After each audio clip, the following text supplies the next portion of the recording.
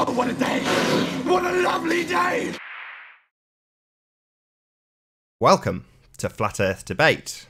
I'm your host, Nathan Oakley, and if you're new to this channel, or you've not done so already, be sure to subscribe and hit the bell notification icon to keep up to date with the Flat Earth Debate. If you would like to support this channel, there is a super chat that runs alongside the show while it's live, and a link in the info box below the video once it's rendered. But most importantly, if you would like to join the discussion, simply mute the page you are currently watching, then click the link in the info box below this video to join the discussion and express your views on the shape of the Earth. If you do join, please don't swear. If you do, you'll be ejected, and if you are, please don't try to rejoin the stream using sock accounts. You'll be warmly welcome back on the next stream. Please also share the show. Sharing the show increases the live audience, of course, and this in turn increases the chances of a more diverse panel. So please share the show. And one last time, if you're new to the channel or you've not done so already, be sure to subscribe and hit the bell notification icon to keep up to date with the Flat Earth Debate. Now we are joined by Arwin, Sleeping Warrior, and Nummy Num. How are you all doing, gentlemen?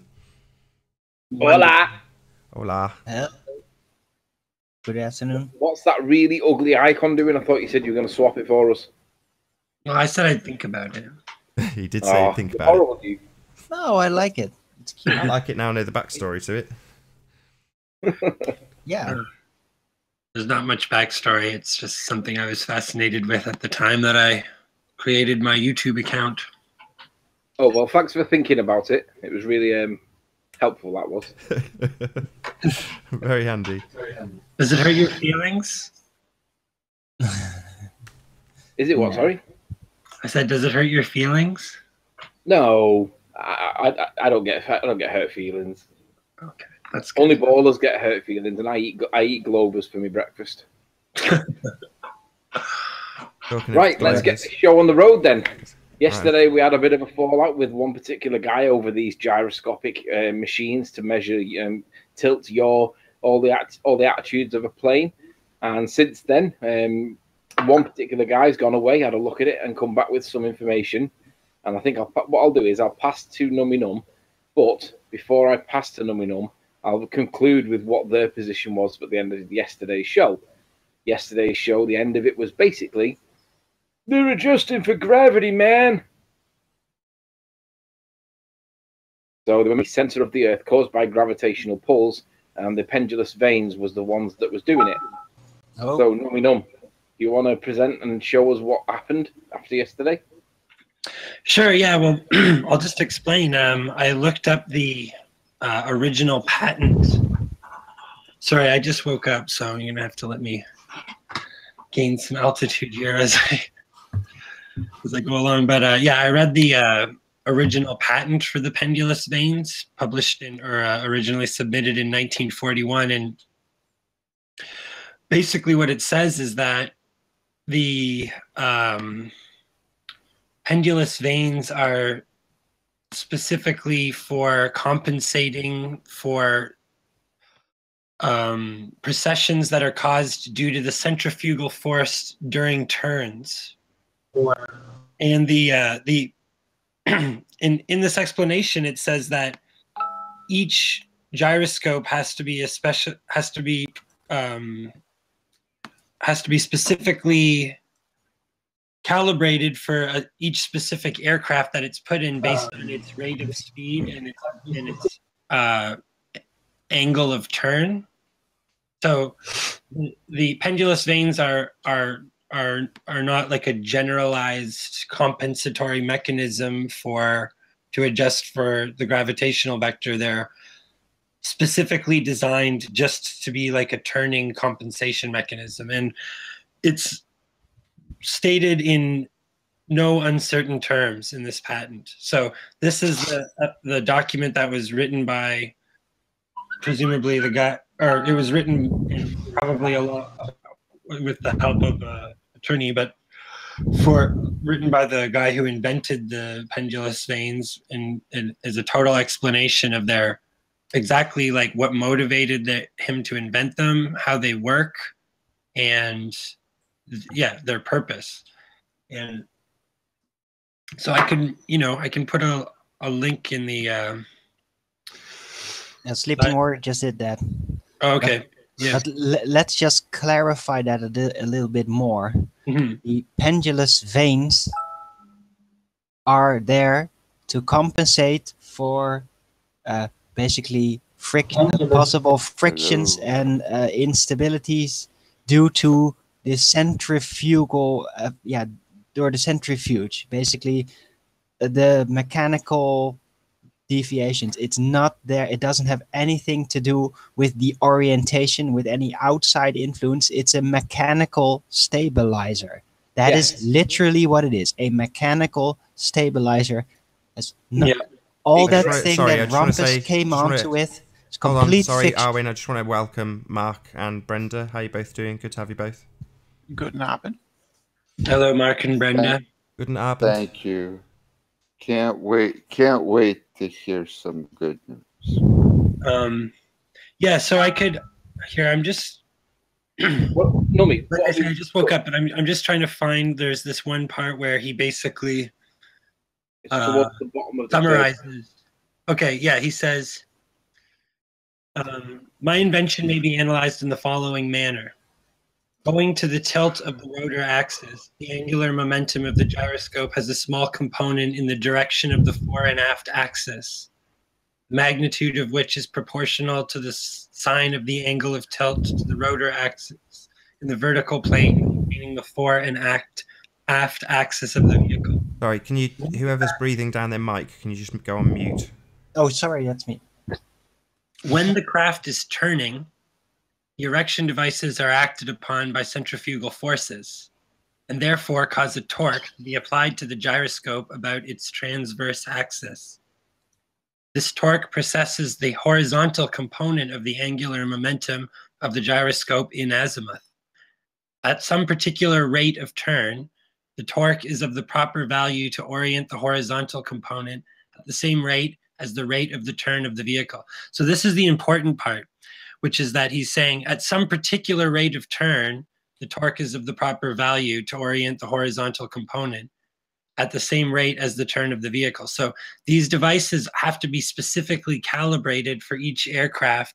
It goes on to say in this patent that, you know, it's not just like the pendulous vanes have a general effect and they're just sort of a standardized part of a gyroscope that works regardless of the particular aircraft. Like the pendulous vanes have to be fine-tuned to the particular rate of the turn that the aircraft makes, because they basically, like, you know, each aircraft tends to just have standardized turning maneuvers based on the specific features of that, like, you know, size, weight, and size of the transverse axis. Anyways, here, I'll just finish reading this. Okay, yeah, at some particular rate of turn, the torque is of the proper value to orient the horizontal component at the same rate as the turn of the vehicle, whereby during the turning movement, the rotor axis maintains its initial position relative to the vehicle, although continually orienting its position in azimuth. And it will be readily appreciated that this method of analyzing the operation can be used directly to predetermine the angle of rotor axis necessary for any particular gyroscope, in order that turning errors may be avoided at a predetermined rate of turn. Tommy, would you do me a favor? Would you present your screen and show that document and show where you're reading from? Because it's all right reading it, but without evidence to prove that you're reading. I've done it. I've had it on screen. I've had it. You're going to see the link though. Shoot. No, don't worry about the link. No, don't worry about that. But I've already shown it to me. It's been on screen, so don't worry. It's been on screen. I'm sharing? I've done it. It's been done while you were talking. It was on screen. Okay. Can you see? Is Lemmy saying that inside of the box for the gyroscope on a plane, there's actually electronics in there other than well as a gyroscope? No. He's saying pendulous vanes are a torque correction system that stops the torque from giving a false reading on the gyroscope, on the attitude indicator. It's basically like when they spin up the gyroscope, right? Then the thing, like the plane tends to just they spin up the gyroscope so that it's horizontal with the ground before they take off, then the thing just goes straight forward. But the problem is that when the plane starts to turn, an additional centrifugal force is placed on the transverse axis of the gyroscope, right? Because mostly planes aren't turning. Can I ask you this? Just so I can understand this, okay? So basically, the pilot does not see a direct reading from the gyroscope. He sees a reading. The gyroscope information goes to another electronic device. None of this is electronic. No, there's no electronic aspect. This is before electronics were invented. Oh yeah, I was going to say there's a huge problem. So basically, from the gyroscope, what does it go to next? It doesn't go to. This is just built into the basically this is a long document, so I'm not going to read the entire thing. But I thought the pilot just stared at a gyroscope, and that's it. And if the plane turned, it was irrelevant to the gyroscope if a plane turns or not, because the gyroscope is going to stay in position to what it was originally spun to.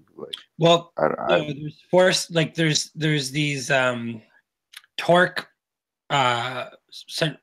forces that are applied to the transverse axis, which means the side to side axis of the gyroscope when it's turning at a given speed, right? That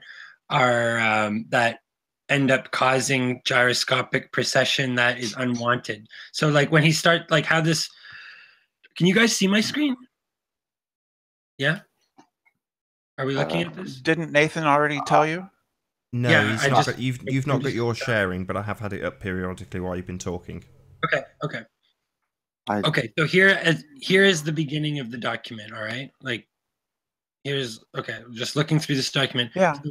What's the first sentence?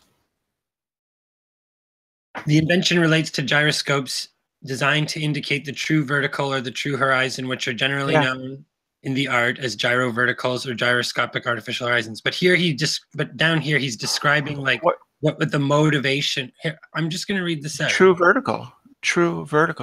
Yeah.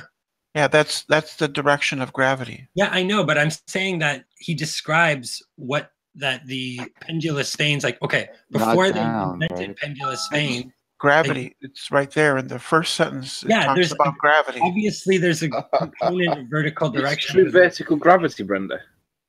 Yes. On what basis is that? It's the direction that gravity is indicating. It's the direction. Where does it say gravity? Things will fall. Yeah, that's fine, Brenda. Wait.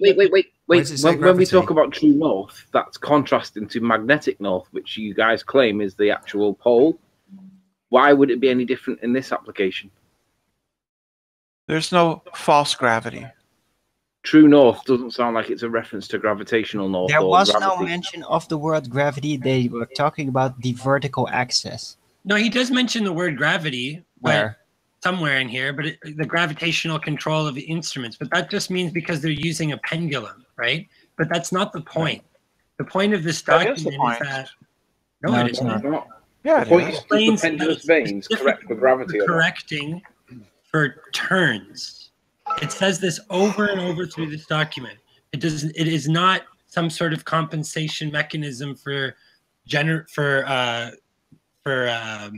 precession caused by curvature or some sort of changing gravitational vector. Look, it says, during turns, however, such gravitational control erection devices cause the gyroscope to assume an inclined position due to the action of the centrifugal forces affecting the pendulous members.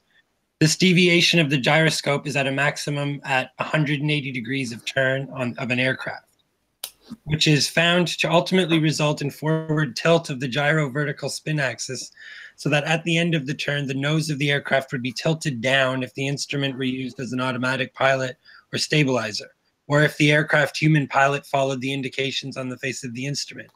And it is to this particular error that everything that we've always said that gyroscopes do. No, I'm saying This that is in sudden turns. This is You not said the nose only pointed in down. sudden turns. This is not in moving a straight forward lines. Everything we've always said the gyroscopes do. Right, who cares what you've always said? We're on about whether pendulous vanes correct for gravitational effect or not, and they clearly do not. And they Yeah. don't. They show the true vertical, the Right, direction of gravity. They Brenda, adjust. are That's you not the correct. same thing. That's True, exactly correct what for the Well, core, not- the hold slide. on. Let Brenda Brenda, actually they- say, hold on. Stop cutting Brenda off. Let her actually finish a sentence, please. It says in the very first sentence that the purpose is to show the true vertical. Oh, yeah, That's the the direction of gravity. Right. That No, it doesn't say that. It doesn't say that at It all. says That's that in the completely first inferred by sentence. you. Yeah. Darwin. No, it does not. No, It absolutely does. That's No, it what doesn't. gyroscopes do, but this is a patent for specifically for the pendulous vanes, right? So Yes, I before understand. this, they didn't use pendulous vanes. You understand? I understand. Right? So that what the patent is explaining is so that first sentence is just saying gyroscopes are used to indicate true vertical. Yeah, Yes. we know that. Yeah, I don't see Obviously. the word gravity in that first part at all. So But what we're True arguing vertical about is the is not direction the that gravity is pointing. Well, well, that's that's your your assumption. assumption. It doesn't It's- say that's- that. Exactly, that's your assumption. So it doesn't say It's not that. an The word assumption. gravity doesn't appear. You've just inserted it because it says the word vertical. That has no reference to gravity. You've just inserted it based on your own presuppositions, Brenda. No, well, listen, he shares my presuppositions. No. The argument is about what are the purpose of the pendulous vanes, okay? Because this is the real important thing about this document. Because you were saying that the purpose of the pendulous vanes is to maintain this vertical orientation of the gyro during when it's going over the curve of the Earth. That's what you guys are implying, right? But what he's saying is that these things are specific. Look, and it is to this particular error that this invention is mainly directed, right? The turning error. And all through this document, he explains that it's the pendulous vanes are fine-tuned to as a compensation for the max for the turning rate of a specific aircraft.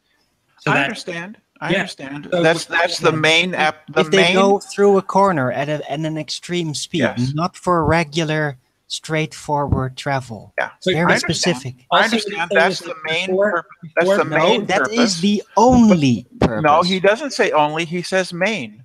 And Yeah, that's the main purpose, but it also has the application of correcting the aircraft as you fly and go and experience the curvature. No, Oh, it where doesn't. does it say that, Brenda? Yeah, where does it Can say you point me to that specific point where it says that? Yeah, evidence, please. He says main purpose and No, not but only. That does not automatically it- imply the thing that you just stated there, Brenda. The thing you're stating Yeah, it does. would be a much No, it doesn't. would be a much bigger problem than the turning compensation. But just let me get it right from Brenda. Are you saying because he says the word main in the context of its main purpose, you extrapolate out from that its other purpose is to compensate for gravity? That's what you extrapolate from that one word? I'm saying it can have the function of that. Yeah, lots of things can or may or could do lots of different things. What you've been asked is to direct us specifically to where it says that is what it is doing. So its other purpose, if that main purpose has another purpose, does it in anywhere in this document at any stage say that? I'm saying that it can have. I'm not asking you what you're saying. I'm saying what does the document say? So we're using a specific document. And you're saying the document not only says gravity when it doesn't, but the word main means there's a secondary meaning, a secondary use. Where in the document does it actually detail that second use, if there is one? Yeah, based on that line of thinking, I could speculate that there could be a secondary meaning to compensate for the encounter of UFOs. Right, You know? exactly. There's lots of things you it have could to be. It doesn't show have to UFOs say it exist apparently first. to Yeah, and you have to show gravity exists first, Brenda. Yes, that's something that people have known about for thousands of years. So Yeah, that's speculation. not really Known. difficult. Evidence for Brenda. You seem to Yep. hear one word and then repeat it back like you've heard, but you haven't. So we don't care what you think you know when he's asking you specifically for evidence. Why is it that you say we've known it for 1,000 years when he says, give me your evidence for it? Why do you hear something completely different? Well, you're not knowing something doesn't mean that everybody else hasn't known about it. And now you've not heard my question. So you've completely ignored my question. The point is, hold on, Becky, how you doing? Becky L, how you doing? Oh, sorry. Listen, the thing is that anyone can go and read this document. Sorry. Yeah. And it mentions gravity in the first sentence. Yeah, it mentions the word gravity, but it's not. It also explains the purpose of the pendulum. They use the word gravity to describe this downward acceleration in these documents, but it means nothing. Him describing. Sorry, it doesn't say gravity in the first sentence. It does not. I've got it on screen now. It does not say the word gravity in the first sentence, Brenda. Why do you keep saying that? It says down. It says it mentions vertical. Why are you stuttering? Right? Don't come on here and say it says gravity in the first sentence when it does not, and then stutter like a complete idiot. It doesn't say gravity, correct, Brenda? Say the word gravity. It does not say gravity, correct? It's a synonym for gravity, idiot. We understand the concept. I don't care what you think the concept is, you stupid buffoon. It doesn't say gravity. Stop asserting that it says gravity in the first sentence. Stop it. It says gravity. It does not. If you say it one more time, I'll kick you out for lying. It does not say gravity in the first sentence. At all. And vertical is not a synonym for gravity. It says true vertical. So it doesn't say gravity. How many times do I have to assert this to this stupid idiot? Stop saying it says gravity. It does not. It does. Right, that's it. You're getting kicked out, you disingenuous piece of crap. Get out of my hangouts. You've lied too many times. Get out. It doesn't say gravity. It didn't say gravity. It never will say gravity. You repeating it 4 times is just going to get you ejected for lying. It does not say gravity in the first sentence. It's a complete lie. Total lie. She lied repeatedly. It's kind of late to bitch her out after you already booted her. She doesn't hear any of this. No, she doesn't need to be, mate. She's indoctrinated. She's delusional. She thinks that vertical means gravity. It doesn't. It's ridiculous. She hears evidence and then tells us about how long somebody has held a belief for. It's unbelievable. She literally transposes the words that are being said into the words that she wants to hear. It's incredible. Next time you see her, only Satanists use words like hidden meanings. And clearly she's been indoctrinated just into what philosophy is clearly stated. Well, no, to her, there are many ways to say gravity, okay? And she hears gravity no matter what. Not that this is right. I'm not saying this is right, but I'm saying that in her mind, there are many ways to say the word gravity, and you don't actually have gravity, mate. Yeah, but that's her doctrine. That's not actual. Yeah, that's the problem. That's not actual engineering. That's not science. The point is that I'm just going to tell you, like this I read this document very carefully. I spent like an hour making sure that I wish I could see the document. And like it's crystal clear what this says, and it does not support this argument that they were making yesterday. It absolutely just doesn't. So I agree. Anybody who actually takes the time to read this is going to understand that. Out of curiosity, if I took that document and stuffed it into something that could find words, would it find one word gravity in there? Yeah, or a word 7 times it's in there. Yeah, it says that's just a word that's like industry. You know, it's used in the in aeronautical engineering to describe the downward force, like I do. So it's just a matter of convention. It's not like a treatise on the theory of gravity. That's just a convention of it just means engineering. Regardless, it doesn't matter just because what Brenda's like, well, it says the word gravity, so therefore no. He explained, he's like, there used to be gyroscopes without pendulous vanes.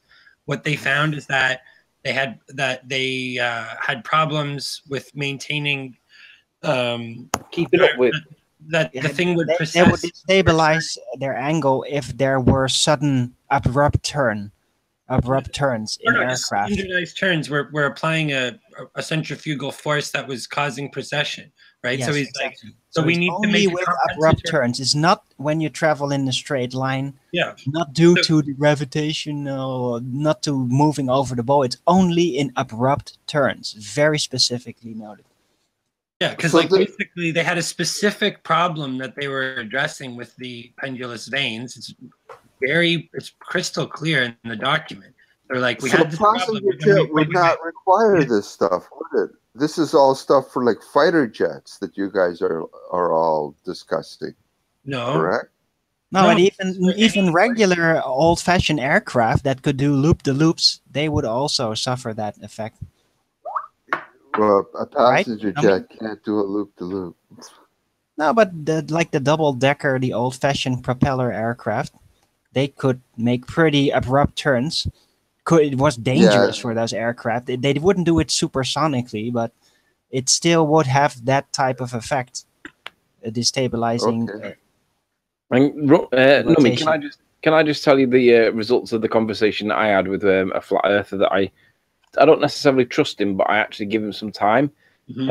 I spoke with him about this document, and I took him through exactly what you just said, and his response was, I said he was arguing that it was gravity, and I said it doesn't address gravity when it's addressing the torque correction part of what it actually does.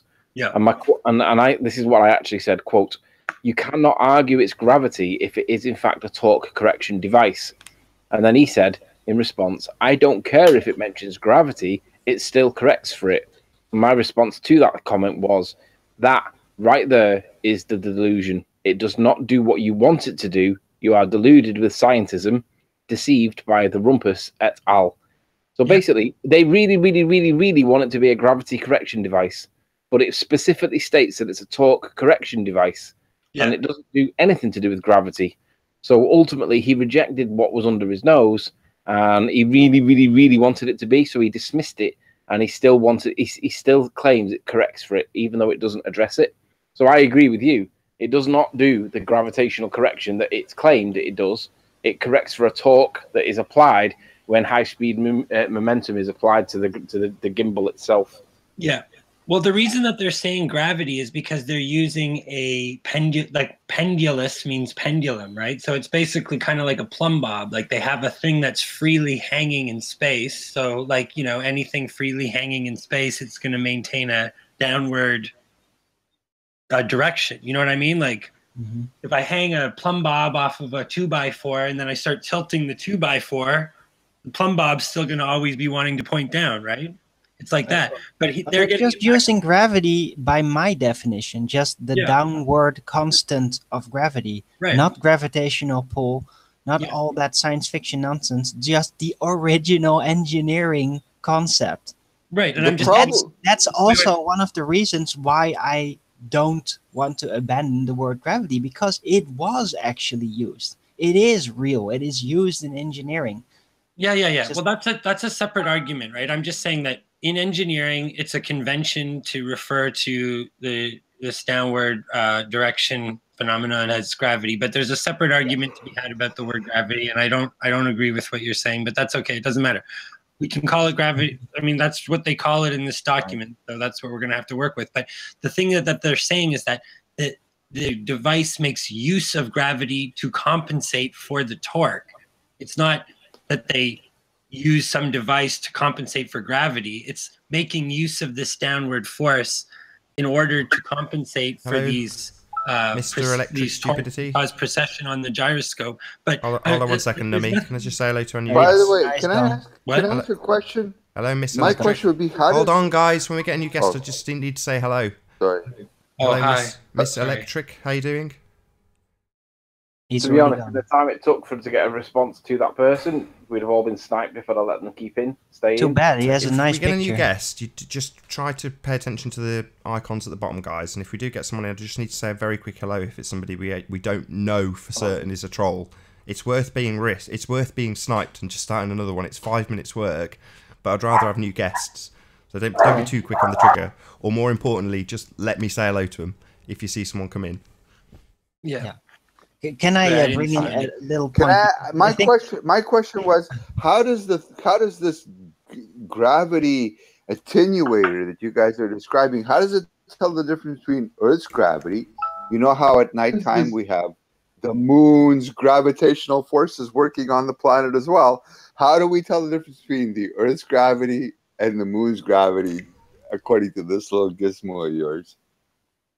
It's an unrelated question. Hello, as Ash? far as You say I hello? know. No, there's gravity and it's pointing in and it's pulling in a completely opposite direction. I'm sniped. No, you're here. No, you're still here. Wait. Oh. There's no lunar gravity, Mark. There's no evidence that the moon causes the tides. Well, I know that, but the globetards unfortunately believe there's the moon pulling the water away. Yeah, okay, but I thought you were saying you wanted to relate it to this gyroscope device. Well, it's called moon's gravitational forces pulling the water away. So how does this device tell? So is the gravitational device that these guys are describing, okay? So I want to get back a bit to the gyroscope. Yeah. And that is what I'm saying is, if the gyroscope are the globetards saying that the moon no longer exerts a gravitational force on our planet? No, they'll just say that the Earth's gravity force will be much stronger, negating basically the moon's gravity, all that type of thing they always do. But I'm curious about is who started this lie, this absolute lie that these pendulous veins are supposed to correct for the gravity. Well, it's not. Who started that lie? Because it is a clear lie. It's not in any of the primary literature, so I think it's. So who started that? I think that it may not have been started. Well, how are you going to ask that question if the whole panel is nothing but flatheads? Well, I have a theory about it. Go ahead. It's a theory, right? It's not. You didn't start it, and now you're going to have a theory of why it was started, which doesn't say it was started. No, not why. The why is pretty obvious, but who started this? Who started to spread around the rumor that these pendulous veins are supposed to be correcting the gyroscope for their gravitational pull orientation? I think that is just total science fiction lies. Because I'm picturing there's another electronic device inside of the gyroscope, and I was going to knock it off by saying there's nothing electronic inside a gyroscope. But apparently these pendulous veins are not electronic. So the only thing I can think of is if they're correcting for gravity, how are they taking into account the moon that's pulling our freaking tides back and forth? According to the globe heads, that's what's happening, right? No need to go there. It's just you're just adding complications to this that are not necessary. But there's gravity, guys, and that gravity. If I have a gizmo that's attenuating for gravity, there's all of a sudden gravity pulling in a completely opposite direction. But it's not attenuating for gravity. It's compensating for gyroscopic precession due to the centrifugal force during a turn. It's making it better. Yeah, I know, but how is it? What is it using? The pendulous veins open up things to exert a torque to redirect it towards the gravitational vertical.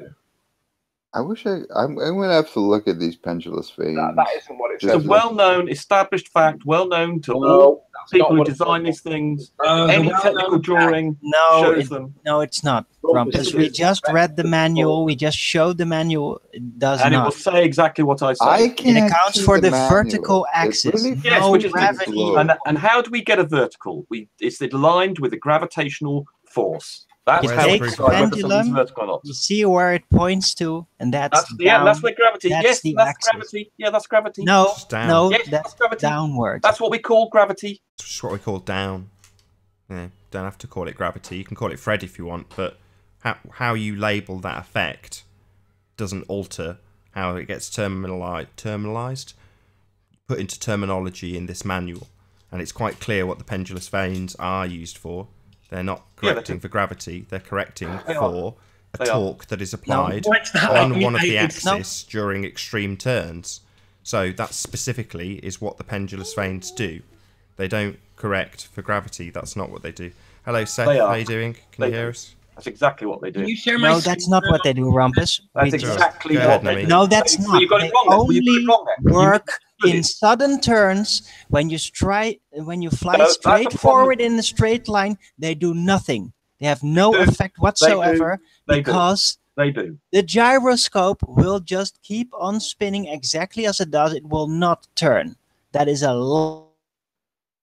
Yeah, but they have to. That's what the pendulous vanes do. They cause it to turn to line with the vertical. In sudden turns. No, what do they look like? The problem you're describing is the pendulous vanes. Let me finish my goddamn sentence. The pendulous vanes are not completely effective at keeping it in line with gravity. And in severe terms, the pendulous vanes do not work as well as they might. That is ridiculous. That is exactly what they you don't understand. It's a complicated thing. Your little brain can't cope with complicated things. What the hell is wrong with you, Rumpus? You're an idiot. No, you're probably pendulous vanes were specifically designed for sudden turns. It's what it says. No, it doesn't. It says purpose, you idiot. No. Are you a lunatic? Are you a lunatic, Rumpus? No, you're an idiot. You don't know any science. Pendulous vanes were specifically designed for sudden turns. It says it right there in the damn manual, you liar. You don't understand trigonometry. You do not understand gyroscopes. Don't screw yourself. Do you know what angular momentum is? Arwin, do you know what angular propaganda Nazi. Do you know what angular momentum is? Right. No, you don't, do you? So you're not going to understand this. Let's see where you reference this, it not working correctly and actually compensating correctly for a turn, which is what it specifically says it's supposed to be doing. Let's look at the text. Can you tell me how to spell pendulum or pendulous vanes? These vanes, because I want to go. Pendulous. I'll type it in. If I could suggest something, it would be really helpful if just the Rumpus and just Nummy Num spoke one-to-one with each other without anybody interrupting them, so we can get closure, because Rumpus has an objection with this, and I'd like to see what that objection is and the retort. So Arwin, don't respond to him. Mark, don't interrupt. Let them two just speak, and let's get a conclusion based on the point in hand. Thank you, Anthony. That's very kind of you. Okay. If someone brings up the document, I'm more than happy to go through it with people. All right. If you share my screen, I'll show you all the numerous places that it explains exactly that, it explains that this is for compensating during turns. That's all it's for. Yes, it's there to help with the pendulous vanes coping with turns. No, the pendulous... Yes. No, it's an additional... This patent is an additional thing to pendulous vanes to help them work better. No, it's not. Yes, it is. This is the no, it's not. This is no, it isn't. It is. This is the original pendulous vanes. Hold on. You're telling me this is the very first patent of pendulous vanes? Hey, Matrix, how you doing? Yep. Good to have you. Hello, Matrix. Yeah. You're claiming this is the very first patent with pendulous vanes in it? Yep, it is. I don't think so. I don't think that's the case. Well, prove me wrong. Okay, well, I don't. So do you have any proof from prior patents of pendulous vanes? Okay. You're not going to catch me on something like that. I read this carefully. Well, why not share it then? We can go through it carefully. I did the research carefully. How do you spell pendulous vane? How do you spell it? I put that in the side chat. Pendulous vanes. I got booted for some reason. I don't know squat. You just got. Yeah, that could have been me. Yeah, sorry. No, you just dropped. You wouldn't be able to hello. Click on hello, how's my mic? Yes, you're sounding good. Good to have you. Right. If you can, guys, just let Nummy and Rumpus just have this. Can I say something real quick? Your problem is you're operating under the assumption that this is not the original patent for the first pendulous vanes. That's correct. That's your mistake. That's what you don't understand. That's leading you astray here. Spell these vanes. What you don't understand is that this is explaining that this document explains. No, I had a brief look at it. It does not like that. It's describing how it's trying to assist the pendulous vanes to do their job. No, it doesn't say that. During turns. Well, can we share this? Are we sharing it? Are we sharing this thing yet? There's no way that you're going to get that out of this document. I read it very carefully. It mentions 50 times. Well, let's read it. Let's have the document on screen and we can read it. All right, I have the document on screen. No, you haven't. You're not sharing. I can see you. I can see your avatar. Okay, hold on. Hey, Rumpus. Hello, whoever this is. Matrix. Hello, Matrix. I don't know you. Can I ask you something? Quickly, yes, while we're getting the document on screen. It's been 3 years this debate has been going on. Yes. Do you think it's fair for you to keep quoting NASA? I mean, there's plenty of videos, you know, plenty of documentaries, this conversation has been going on for a while. You're either a brilliant actor or you're completely full of shit. What's the question? Or probably Are you an actor? No. What is going on? I've no idea. I don't know what your question is. I'm asking you up front. Are you an actor? Are you acting? Are you okay? No, I'm telling you reality. I'm telling you about I hear reality. your question. Hold on, guys. Hold on, Matrix. Hold on, Nummy. Hold on, everybody. Right. So let's just hold the shill accusations till later. So yeah, I get you asking if it's an actor. Fine, that's a fair enough question. Just keep it for now till we get past this pendulous vein stuff, please. Yeah, Hollywood actors are not. Arwin, that includes you. Arwin, just let Nummy and Rumpus just go at it for a few minutes. Okay, got the document. Good. Okay. So during turns, however, such. Right, let's go to the start. Should we go to the start? Can we go to the start of this document, please? I'm near. No, the very start. The very start, please. Right. So let's just go through this slowly. This invention relates to gyroscopes. So in other words, it's referring to the fact these gyroscopes already exist. Okay, designed to be used to indicate. So in other words, it's referring to gyroscopes that have been designed to be used. Hold on, can I not read this, please? No. Do you not stop every 3 words, though? It's really just too much. Well, I'm sorry. Okay, well, I apologize for my inabilities. This invention relates to gyroscopes designed to be used to indicate the true value. So in other words, it's saying this invention he's inventing is designed to be used with gyroscopes that are trying to indicate the true vertical. Why do we have to hear your opinion? Jesus Christ. Right, which are generally known in the art as gyro-verticals or gyroscopical artificial horizons. Such gyroscopes are employed not only as vision aids, but... Stop. I want to say something now. If you're going to stop and comment on what it means... Okay, go on then. I'm going to do it too. Okay, okay, all right. This relates to gyroscopes. Gyroscopes that already existed. This so a particular sort of gyroscope he's referring to. Right, let's let you talk, Rumpus. Now he's about a sentence in and you're interrupting him. So if you do it again, I'm just going to kick you out. Me. Okay, just kick me because I got interrupted, but I only got what 20 seconds there before I got stopped and I gave way. So I'm just making an irrelevant. You're not letting me get a word in. You're stopping and telling us please don't. letting me say anything.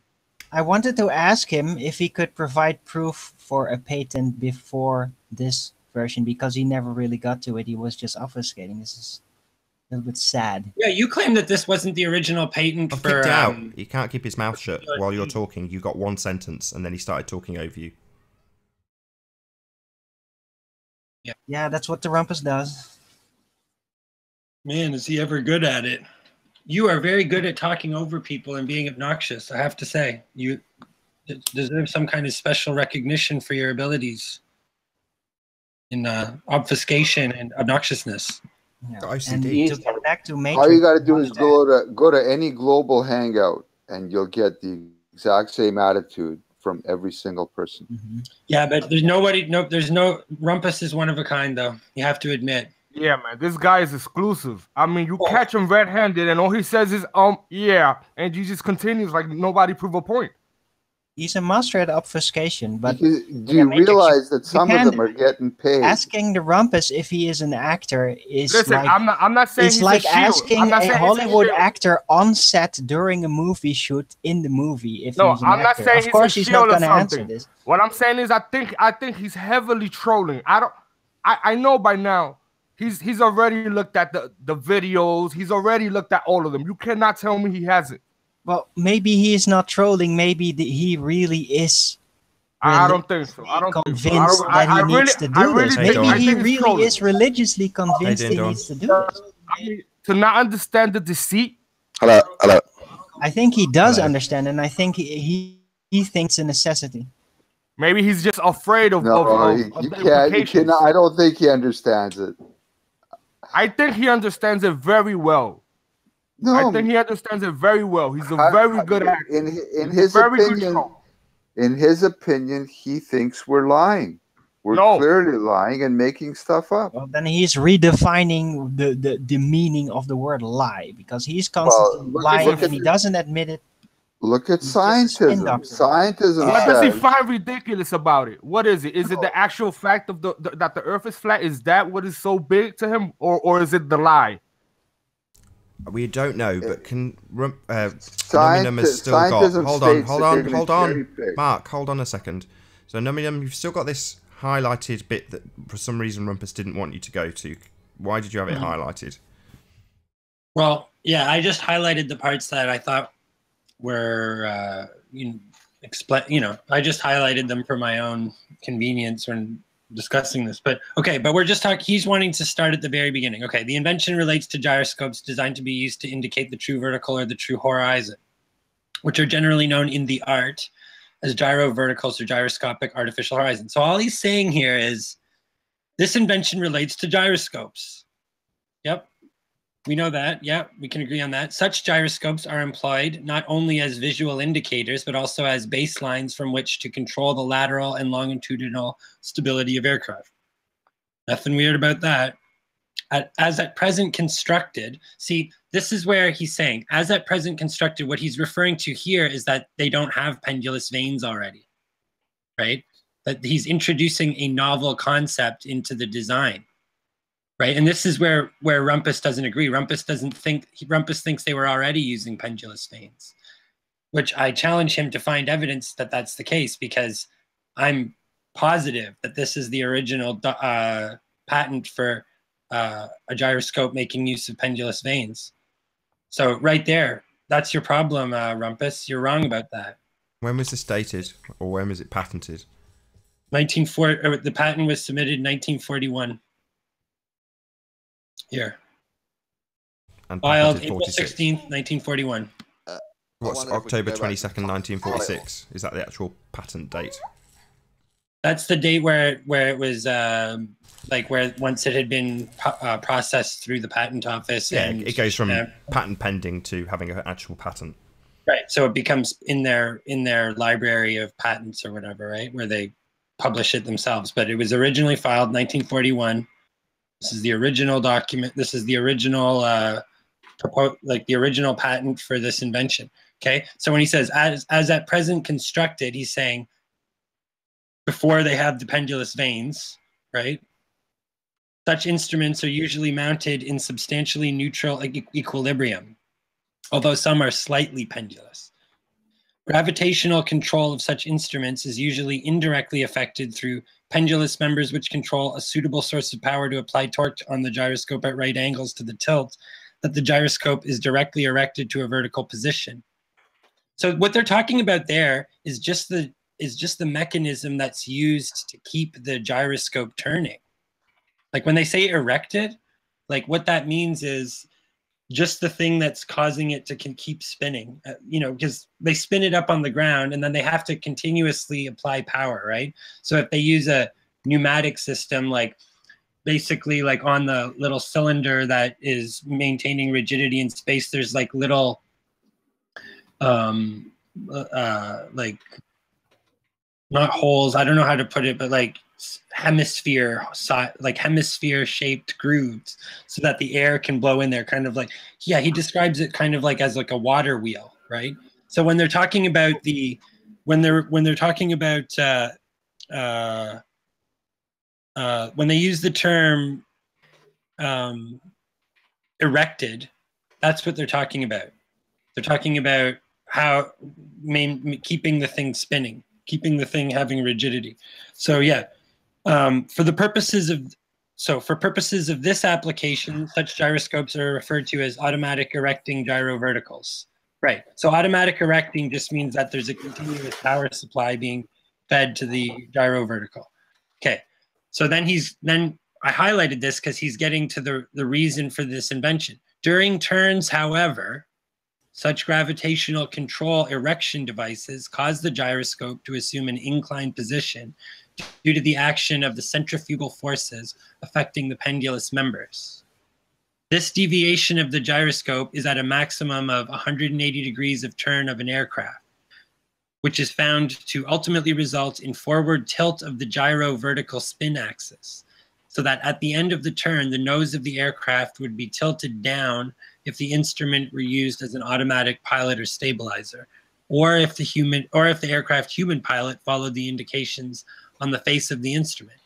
And it is to this particular error that this invention is mainly directed. So basically, like how utterly boring. Yeah, it's boring. Who cares? It's a. What do you want? It's a patent for. It's a patent for. Without even listening to the words, I'm going to assume you don't understand it properly as well. Okay. That's convenient, isn't it?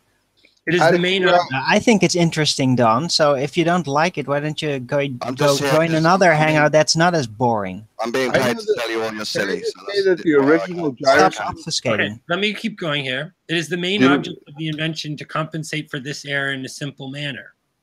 Right. So when there is a purpose for this invention to compensate for the error caused by turns. Right? It's clear. It's clear as day. I am aware that proposals have heretofore been directed to this problem, but such proposals usually involve the employment of additional moving parts on the gyroscope itself that must be controlled extraneously, adding weight and complication to the instrument, both of which are especially objectionable to aircraft instruments. According to my invention, I so construct the gyroscope that although the same is permitted to process freely under the action of centrifugal forces, acting through the gravitationally responsive controller, the resulting change in position is not apparent to the observer and is therefore unobjectionable. While the gyro-vertical constructed in accordance with the present invention is particularly adapted for use in artificial horizon instruments, it is not intended that its use be so restricted, as the same can be employed for other types of instruments, for dirigible craft such as aircraft, ships, or other dirigible craft in which the errors caused by acceleration forces are likewise effective. So it's clear again, errors caused by acceleration forces, right? Like turns. No. Turns or just stepping on the gas, basically. Right. That type of thing. So well, it's sudden motion. Yeah. One of the features of the invention resides in provision for locating the spin axis of the erecting gyro in a normal operating position, in which the same forwardly incline in the direction of its translational movement. That is, instead of the gyroscope being truly vertical, it is inclined in a plane having a fore and aft component. So anyways, I've highlighted, this is a long document.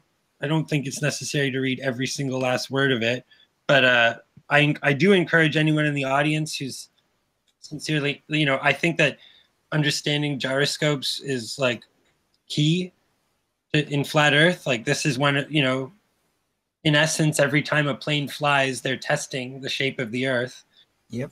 And finding it to be flat. So you have to, but it's really actually quite important to understand the fine details of how these devices work, and the history of how they've developed and all of that is very interesting. Can I just round out, Nummy, with just one? I don't think it's boring at all, by the way. Sorry, Arwin, I just want to round out with 1 point. So I think it might have even been you that brought this up, Arwin. You said, who is responsible for making up this lie that pendulous vanes account for gravity? And no offence, the who is far less important to me than the why. And the why, somebody would co-opt this piece of technology to make people believe that it's compensating for gravity, is because gyroscopes prove we live on a flat plane.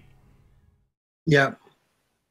Absolutely. Well, I think that it may have been to compensate for like I think it, if you don't really study the question carefully, it's easy to think that pendulous vanes might be for the purpose that people like the Rumpus are saying. Like if you're not careful, if you just assume you live on a spinning ball Earth, it's easy enough to just sort of like let yourself be comfortable with this idea, right? And so it kind of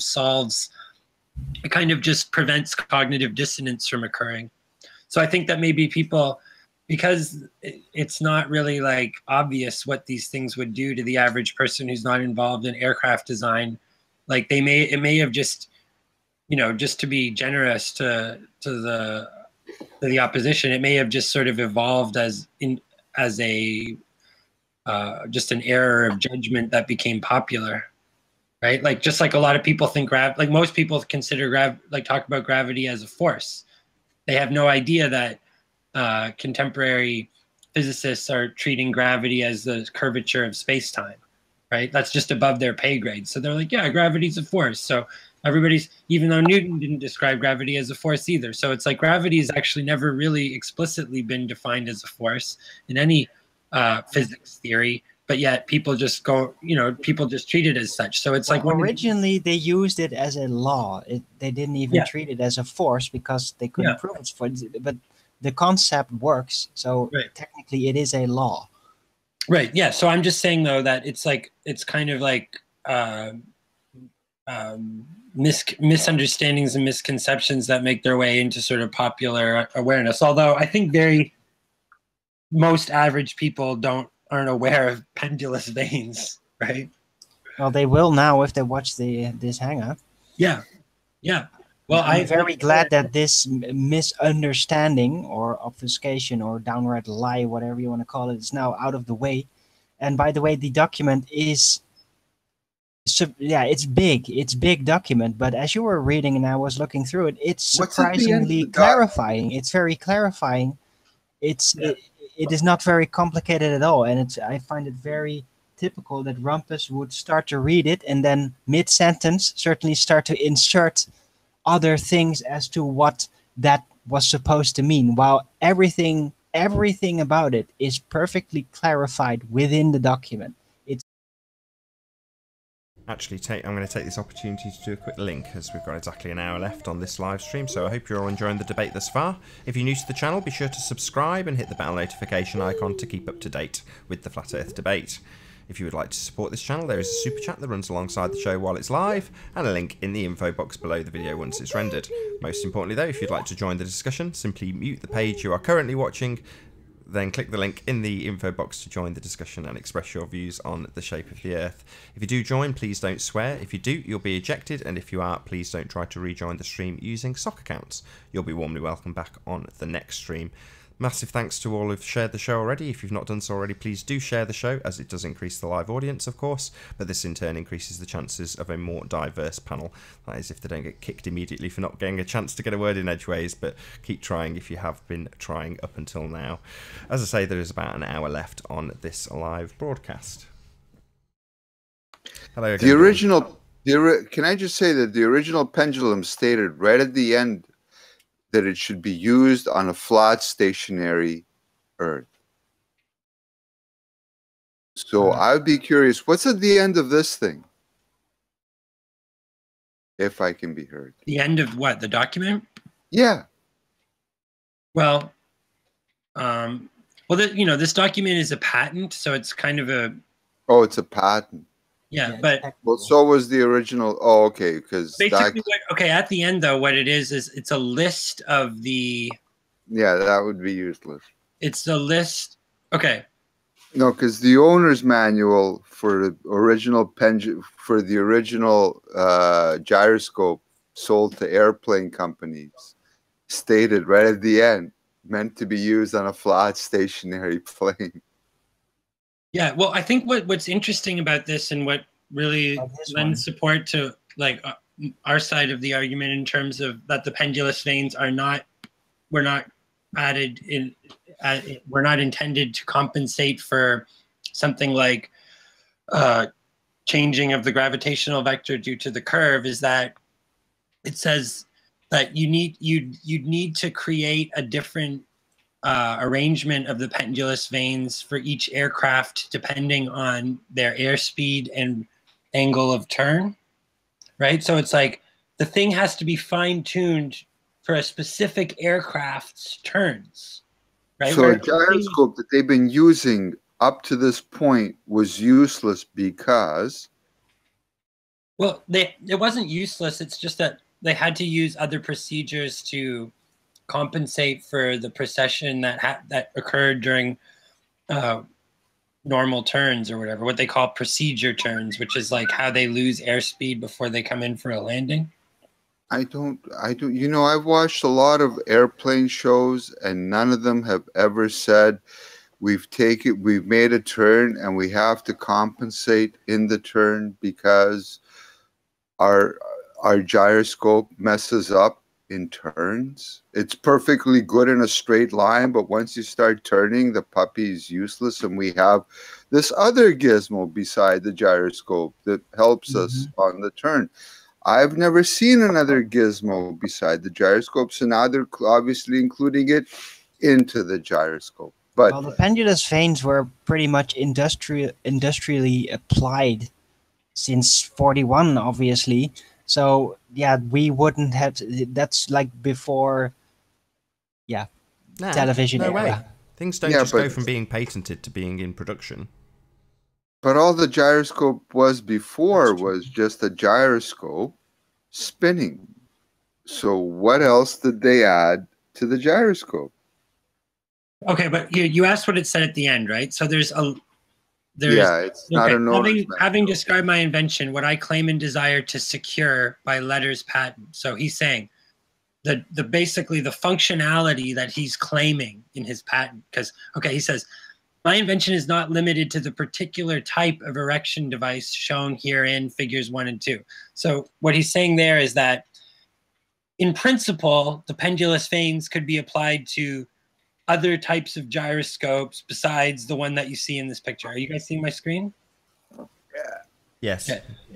So he's saying, so, he shows a particular gyroscope, a particular kind of, or particular setup in the figures, right? But then so what he's saying here at the end is, he's saying,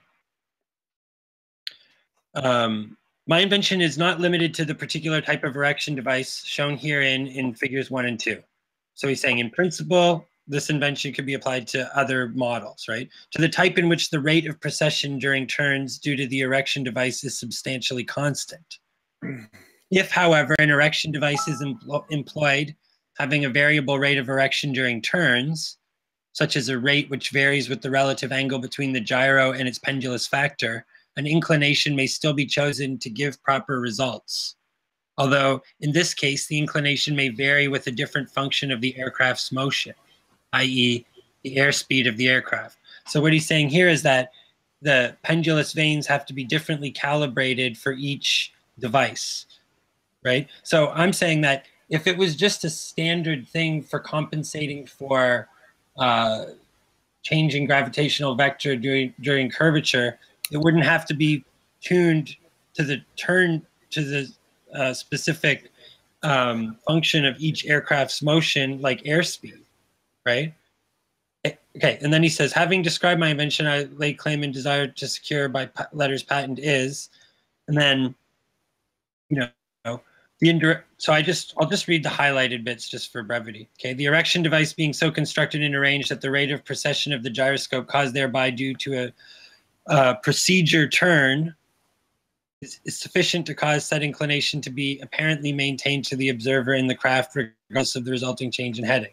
Okay, so, and then 2, erecting means for the gyro adapted to cause precession of the gyroscope due to turning at a rate approximating the rate of turn of the craft, thereby maintaining the spin axis thereof substantially in said normal operating position regardless of turning of the craft.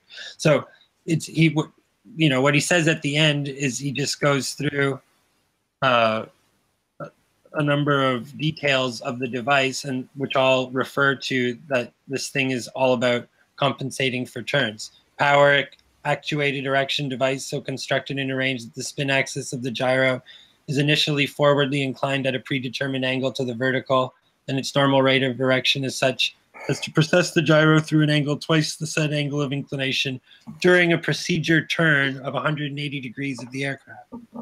Because I think that's where they particularly were having problems, is during the procedure turn, which is turning the aircraft around, right? Which is what they often would do to come in when they're coming in for a landing to lose airspeed, is that they'll do like a loop, right? And that's when they were having finding that the gyro was processing the most, because they were exposing it to a lot of central, or it was there was a lot of centrifugal force when they were doing a 180 degree turn. Okay. Forwardly inclined at a predetermined angle to the vertical in its rate of erection during a procedure turn is such as to maintain such inclination and direction in amount with reference to the heading of the craft. Normal position whenever displaced therefrom, characterized by the fact that the rotor axis in its normal position is held so inclined to the vertical by said erecting torques when accelerating forces arise during a turning movement of the vehicle. So there's nothing ambiguous about any of this, right? It just goes on and on. This whole list of the innovations of this kind of gyroscope are just like, they had a problem. The problem was that the gyroscopes were precessing during turns. They created the pendulous vanes to compensate for that.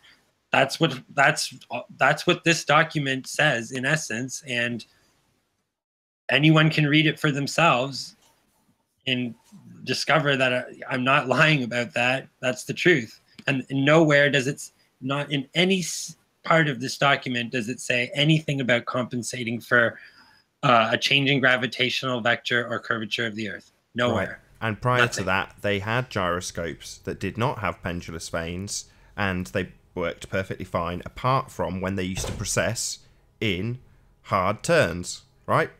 Yeah.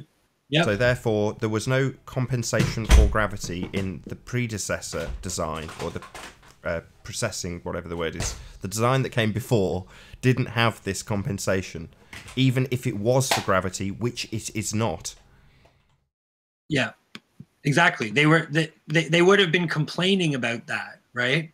Like they were complaining, the thing's going out, the thing is processing during turns. They weren't complaining, oh, as we go over the curvature of the Earth, the thing's processing, or the things are not giving us a proper vertical indication.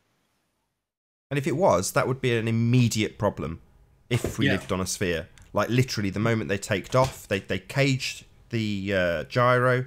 It's referenced to the runway or wherever they cage it. I don't know exactly. But they cage it, they take off, and immediately you're going over a curve. Therefore, if it was going to process, it would immediately process. And it doesn't. Yeah, and then I think Rumpus already agreed yesterday that, you know, without the pendulous vanes, we would see the gyroscope not maintaining rigidity in space such that it would be the angle would change over as we went over the curve of the Earth, right? So yeah, the same goes for movement over land, by the way, on a truck. It's only when they actually accelerate at a very rapid rate that it would distort the angle of the gyroscope. But if they would maintain a stable speed almost constantly without sudden accelerations or sudden stops, then it would just function perfectly. It would stay level. Yeah. And the conclusion being that the fact that the gyroscopes prior to the pendulous vane, and including the pendulous vane designs, do not process is because we live on a plane. We do not live on a sphere. I just want to make that absolutely clear as a conclusion, that this is why this great big discussion is taking place about pendulous vanes, because there is a fallacious claim that they are compensating for the curve of the Earth and pulling the gyroscope in line with the gravitational centre of the Earth, which is a complete myth. They don't do that. They compensate for hard turns, and the reason we've got to have this argument in the first place, the why of why this lie exists, is because gyroscopes do not process as you travel across the plane of the Earth. They keep in their fixed reference, and they do that because they are referenced to a flat plane, which is where we live. Yep. Yes. Yeah, it's when were the clear. pendulous vanes introduced into aviation, by the way? Well, this patent was filed in 1941 and published in 1946, so presumably sometime after 1941. Gotcha. Sure. Around the time that the jet aircraft why is it that the same manufacturer of the gyroscope that introduced these pendulous vanes decided to put at the end of his owner's manual that his piece of equipment should only be used on a flat stationary plane? I don't know what you're talking about exactly. Okay, well, the owners of the makers of a gyroscope that gave the gyroscope to various airplane companies, one flat earther decided to read the owner's manual for it and found that at the end of it, it states, I wish I had the video. I could find the video. If you give me your email address, I can email you the video once I find it. Okay, sorry. Yeah, I get what you're saying. I just wasn't clear to me what you were referring. Like, I thought you were, wasn't sure if you were referring to the patent or not. But No. I think I know what you. I'm saying that there's a video out there of a guy who decided to look at a gyroscope manual, and he found that at the end of it, it stated that it's to be used on a flat stationary plane. Well, that would make sense. I mean, since we live on a flat stationary plane. No, I'm not arguing that. Yeah, I know you're not. I'm just saying that, I guess maybe he was just it's a little being joke honest. or something. Being honest. Like, Probably. Just being honest. It's the owner's manual for a gyroscope. Can you dig that out, Mark? Can you see if you can find that? Because it'd be great if we could actually link it in the description, or at least play a section of it or something. But if you can just forage for it for 5 minutes, that'd be brilliant. Let's see what I can find. Brilliant, thank you. So just so you all know that this will make absolutely no difference to Brenda or Rumpus. They will both just rinse and repeat the same rhetoric. That's their shtick.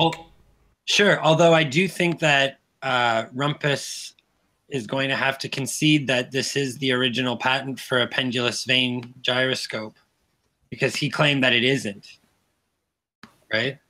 And it is.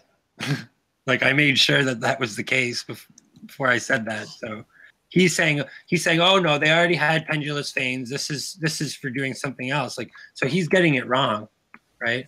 So his argument is based on a wrong understanding, wrong interpretation of what this document is and its significance. But I could transpose the word document for any single piece of obvious and observable fact that we see in our everyday life, and Rumpus would be wrong about that also, because he'd have the presupposition he lives on a sphere and would doggedly assert that regardless of what was shown to him. Mm-hmm. Yeah, but I think as a matter of fact that he's going to have, he'll probably be forced to concede at some point that that this is the original patent for a pendulous vane. It's innovation of the gyroscope. Thank you for doing that, Numi. I know it's taken a while, good solid hour of battling through, but glad to get it all out there. It's good that you've done this research. I haven't. Yeah, this is important stuff. I mean, because this is a big a big ongoing argument, right? This is a big ongoing point in the flat Earth debate, and I really would like to see people armed with this kind of primary document if they wanted to do their own research on this subject. Absolutely. Hey, and this is all about engineering. This is actually about applied technology, real, measurable, tested things, not some theory. Mm-hmm. This is engineering. This is the real thing. Yeah, this is the guy who invented it, explaining why he invented it and how it works, right? So you notice that the Globers, what they want to do is go on, aviation chat boards and cherry pick some erroneous explanation by some random person as to what the function of pendulous vanes do. What they don't want to do is look up the patents, look up the primary documents to back their argument. They just want to find, whatever. They'll desperately seek out any kind of sentences written down anywhere that will back up their assertions, but they don't. They're not willing to go to do what I did and try to dig for the original documents and carefully read them and see and have an honest look at what they're saying.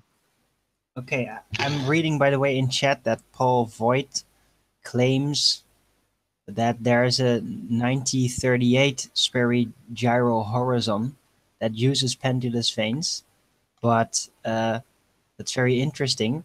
I'd like to see some link of that, perhaps. So maybe he can provide it.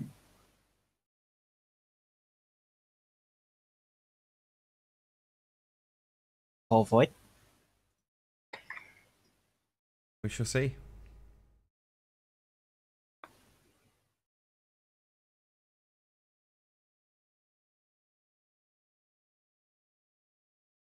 But who knows? Maybe it was 1938.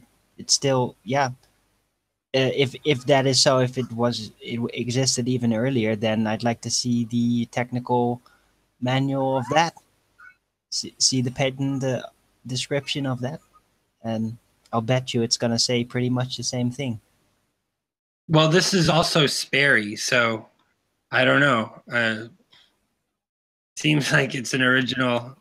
As far as I could tell, this was the original patent for the use of pendulous vanes, for the that innovation on a gyroscope. Maybe this was a perfected system, and there was an earlier, less accurate system that they patented, and this is just the perfected version. Okay. Yeah, maybe. I'd like to see the documents, and then we can decide.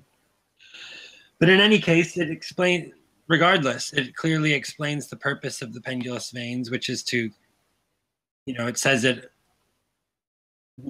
dozens of times throughout this document that it's for compensating for these turns. And that it's, like I say, if it was just for some sort of generalized gravitational vector adjustment, it wouldn't have to be fine-tuned for the airspeed and turning rate of specific aircraft. Yep.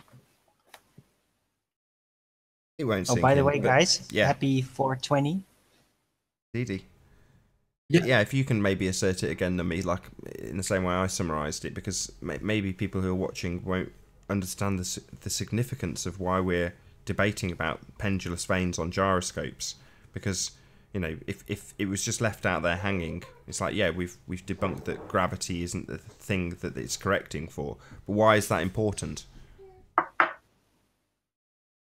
Right. Well, it's important because gyroscopes, should be a means of measuring the curvature of the Earth. Or actually, in fact, gyroscopes were created as a means of measuring the curvature of the Earth. And the fact that what's important, their function relies on rigidity in space, and the erector mechanism maintaining rigidity in space in order to indicate the orientation of the aircraft that that's spinning around them. So if there was a curvature of the Earth, gyroscopes would be a way that we would see it measured due to the rigidity of the gyroscope as it traveled over long distances. Yeah, and even with the pendulous vanes and why they were designed, according to the patent, you can easily conclude that constant forces like gravity, which is not a sudden thing, it's constantly there, it's always pretty much the same, it will not have any effect on the gyroscope, and that is its function, that only very sudden abrupt acceleration, abrupt applied forces might dislocate it somewhat without the pendulous vanes, but all constant forces, which is gravity, no matter the model that you use it in, a gravitational pull model or just a regular flat plane downward force gravity type model, it will not have an effect on it, and that's like a core effect, a core function of gyroscope. Yeah, totally. And I like I say, I just think it's interesting because yesterday I was saying, what I was demanding from the Rumpus throughout the debate was that he provide evidence for his claims, right? Like evidence about the function of the vane. Sorry, I haven't had a coffee yet. I'm just brain's a little slow right now. But he was all those ballers. They don't want to look at stuff like this. Like, shouldn't they be able to find stuff like this? It wasn't that difficult. What, But evidence? They just avoid it like the plague. Yeah, evidence. Scientific nature. It seems to be the Achilles heel. Oh, I'm a kid climbing all over me. We're on camera so you can see what's going on. Right. So, yeah, it seems that the scientific method is the Achilles heel of the globe. Amazing. I'm going to keep saying this. It's going to become my rhetoric.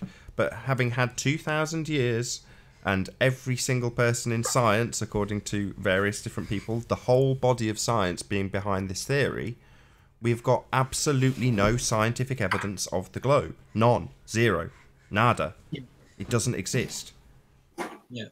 Or they choose to take, Wolfie's explanation of pendulous veins over the guy who invented pendulous veins. Right? Like they're like, oh, watch Wolfie's video. Like every time I've seen this debated, they're like, oh, go look at Wolfie's video. I'm like, why don't you go look at the patent for pendulous veins? Why aren't they citing that, right? Why are they citing some extremely biased, some openly biased guy who's, whole function of his YouTube channel is to debunk flat Earth, just making claims and who isn't referring to these kind of documents himself, right? Like, why have the ballers been avoiding looking at primary documentation for so long? Because it's proven wrong. Doesn't back their points up. Yeah. Exactly. So I'm Doesn't saying back their the flat earthers, it's like we're more willing to take like an honest, sober look at the primary documents surrounding the point of contention here. Like Benzinio? No, it's just a troll. I think they might be scared of the implications. Oh yeah, I'm sure they are.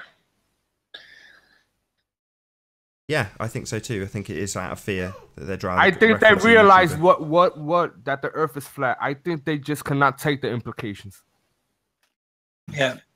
Well, it might be cognitive dissonance too, because I honestly do think like a lot of people can't handle the idea that the Earth is flat. Like it would cause them too much mental anguish to realize that they've been that. I don't think it's that complicated to realize that the Earth is flat. I think everything that surrounds it, because at that point when you realize that it's flat, man, yeah, what are the clouds? You start asking yourself these questions. What the hell do the birds do? Where do they go? How do the bees manage? And they cannot handle these implications, so they shut down. Yeah, I think the base core as to why they do what they do it lays in a base religious assumption, a personal philosophy, which is very similar to that math can prove reality. So I think that they secretly, whether they are fully aware of it or not, think that by making another model, they can actually change reality. I think it's like a suspension of disbelief that's taken extremely far.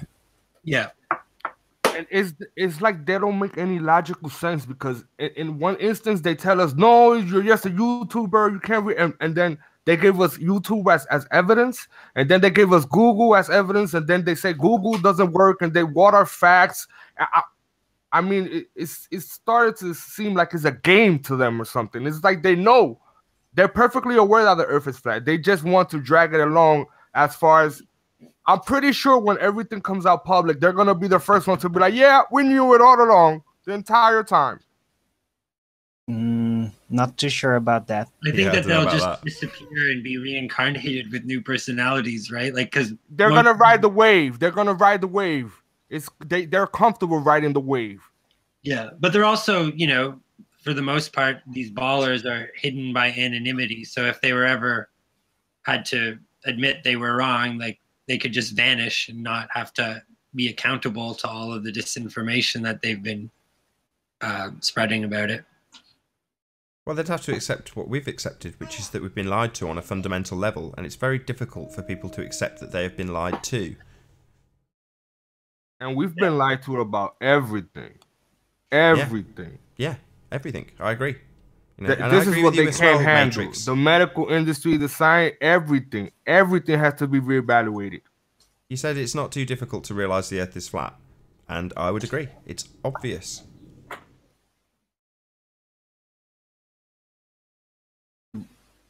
If you want to know the truth. If you can handle the truth. Yeah. Yeah. I'm starting to feel sorry for them. We are so far ahead of them. Me too. I feel sorry for them. By the time they realize what we already know, they're gonna feel like kindergarten kids. Yeah. Well, they're certainly adapting their behavior to that level. So it wasn't that long ago that I was fully a Glober, so I can still kind of relate to their position, to be honest with you. But yeah, I'm very glad to be in the know. Certainly. But what is it at the very core? You know what I want to understand it. What is it that they cannot let go? Is it the actual form of the Earth? Is it the lies? Or what is it? Well, it's mostly probably outer space and all the science fiction that has been promised to us. Basically. I think it's just the confrontation with how little reality that we really have. How little that we actually don't know, Exactly. How much, for some, we do not know me, shit. How much I don't know is a wonderful, wonderful thing. So there's a childlike wonder about the world. Now I'm a flat earther. Not knowing is more exciting. The possibility That's of what discovery. flat earth does to you. That you realize how much you don't know and how much you want to know and should know. Yeah, exactly. But that kind of comes full circle. So Numi was like, well, why is it that we are the ones looking for the primary source information? Well, that's exactly the answer, because we are looking for the truth. We want to know the nature of our reality and discount things that are wrong. Hence, we go to primary source information. And in most of this show, we've been talking about technology. Arwin summed it up a few minutes earlier. And it is technology that we're talking about, not science. So technology, yeah, great. There's technology that can lead you to the inference that the Earth is flat, and we've detailed that with the gyroscopes. They should be a great measuring tool for curvature. As you go over 1 degree of curve, you should see it in the gyro, and you don't. It stays level, and that suggests we're on a level plane. But there's lots of things that suggest we're on a level plane, and absolutely nothing that suggests we're on a sphere, beyond the mathematics and theory of philosophers and religious zealots. And refraction, of course. It's a very superficial suggestion. Shout out to Supreme Looming Non-Standard Refraction Hyena. Yeah, well, it's only under specific conditions, but there are some elements that kind of give a psychological suggestion, at least. Well, the heavenly bodies, they're all round, and yeah. There's no evidence of the Earth spinning. There's no evidence that there's a centrifugal force acting on the Earth.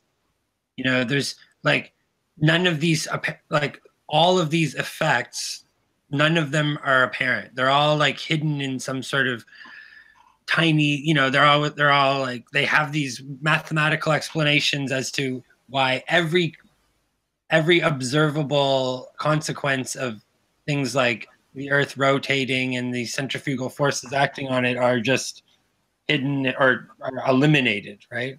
Mathematical compensation. Yeah, it's just and one of the best examples is dark matter. It's the biggest, most elaborate, most illusory compensation using math to make things sort of work out in their theoretical models. So we've got about half an hour left on this live stream. Hope you're all enjoying the debate thus far. Lots and lots of info on gyroscopes. Excellent stuff. If you're new to the channel, be sure to subscribe and hit the bell notification icon to keep up to date with the Flat Earth debate. If you'd like to support this channel, there is a super chat that runs alongside the show while it's live, and a link in the info box below the video once it's rendered.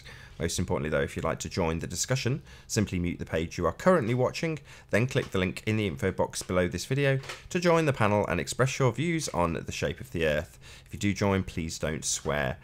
Please share the show as it increases the live audience, and this in turn increases the chances of a more diverse panel, so massive thanks to all who have shared already. As I say, there is approximately 30 minutes left on this live stream. Yeah, another subject that I'd like to debate in the future on this show is this idea that the atmosphere is spinning with the Earth. Ah, Coriolis. Because it's just the silliest thing that anyone has ever proposed, and it makes no sense. It doesn't make sense according to their own conventional science's theory of gases. It's just ridiculous. It's a complete contradiction in terms. Yeah, that's where things really started to break for me with the globe. I was like, I watched Brian Mullen's video about flights going in opposite directions and talking about the atmosphere spinning or not. And I'm like, no, the atmosphere is not spinning with the Earth. It's not rigidly attached to the Earth. Why would it spin with the Earth? Makes no sense at all. I don't know. That's one of the ones where I don't know how these ballers can tell themselves that makes sense. It doesn't make any sense. It's insane to think that the atmosphere would be spinning with the Earth. Just need Brenda. You need Brenda here right now to just talk over you and go, gravity, gravity, gravity, gravity, gravity, gravity. Yeah, well, gravity is not going to prevent the atmosphere from being stuck to a ball to fly off into a near infinite amount of vacuum out there, which is one of the strongest forces. So, say hello, Shivram. We lost the panel. We shall see. I'm here. Oh, I'm still here. I'm here. Roll call. But yeah, the whole spinning of the air, all that stuff. Yeah, this goes into turbulence. It's kind of weird. It's not as obvious, in my opinion, as the concept of the air sticking to the ball because of gravity, which is a weak and constant force, and should decrease the further away you go from the center of the Earth, technically, if you assume the gravitational pull concept, while there is an absolute, almost infinite outer space vacuum out there that opposes the pressure. So that makes the least sense, because the balance in forces there are so extreme that you could not even begin to consider it. If you were honest with yourself. Can I give a few thoughts about the atmosphere spinning with the globe? Why does it have to make sense? Why does it have to make sense? Is that a serious question? Surely, telling us boats don't disappear from the bottom, and we have to imagine it as flat. That doesn't make sense either, but... Hey, Lewis, I'm willing to hear you out. Well, it has to make sense in order to be... to produce a kind of coherent... Making sense is subjective, isn't it? Okay, if that's your argument. Good. Making sense is kind of another way to describe. Why wouldn't the atmosphere spin with and it should be reproducible? Why have you got a problem with that? Why wouldn't it spin? There's no mechanical interface that would keep it in line with the surface of the Earth through surface contact, like the way that things, in your opinion. Okay, and no, according to the model, according to kinetic molecular theory, hey, True Seeker, how you doing? The contemporary theory of gases as well. Like, it's at direct contradiction with theoretical models given by conventional science. So I'm saying, even if I accept gravity and I accept all this, if I accept the globe and I accept all this tentatively, this idea that the atmosphere would spin with the Earth doesn't work. If I accept everything else, in your opinion, no. No, according to the model given in the model of conventional physics, there's an internal contradiction. Well, have you heard of the Tesla turbine? I've heard of it. All right, the Tesla turbine uses a series of disks which spin, and they either cause the air around them to spin with them, or by pushing air into the turbine, you can cause the disks to spin. Does modern physics say perpetual motion is possible? Hold on. What's your point? Hold on. Just, Nami, what were you saying? I'm saying actually, we're going to need more details about how that device works. Like, is the air that... Can I ask you a question? If you were a little ant inside that machine, would you not feel a whole lot of forces acting upon you? Yeah, but you're being accelerated in that situation. I don't understand. Like I said, sorry, if you were a little ant inside that machine, would you I'm not familiar with the feel? Tesla turbine. I don't understand the correlation though. Can you explain what you mean, please, Lewis? I don't follow. He's saying that a spinning object will spin the air around it. Yeah, but the Tesla turbine is a pretty extreme system compared to the assumed rotation speed and size and the forces on the Earth. It's much more extreme in scale. I'm bringing it up in response to what Nummy said about he doesn't think that the spinning Earth would cause the atmosphere to spin. And I'm giving you an example because there's no mechanical interface, and I'm giving you an example of things. Just a disk, a spinning disk will cause the air around it to also spin. You're not really giving me an example. You're just saying there's a machine, there's a disk, there's air that spins. I mean, I need more information. Like, what is the... Well, it's the spinning of the disk that causes the air to move. It acts like a pump. So okay, it moves outwards, doesn't it, Lewis? It moves outward. It moves away from the axis of rotation, doesn't it? I'm sorry. I'm gonna have to study it in detail from this perspective before you make a statement about it. Because like I don't. You're not explaining to me what the mechanism is or how. Yeah. I said it's the spinning of the disk that causes the air to move. Yeah, you're just saying spinning of disk causes air to move.